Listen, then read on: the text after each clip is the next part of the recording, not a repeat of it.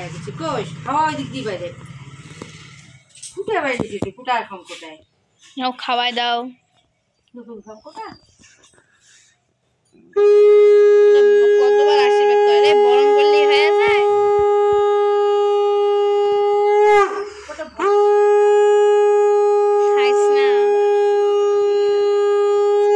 খাইছ না তুমি দিবা ফুটা দিবা খাইলি বললো এমনি খালি বললো বিয়ের সময় খাবে না অমনি যাবি তাও তো এবার এখানে বসে আছে আমার মনে হয় 1-2 বছরে যায় বসবে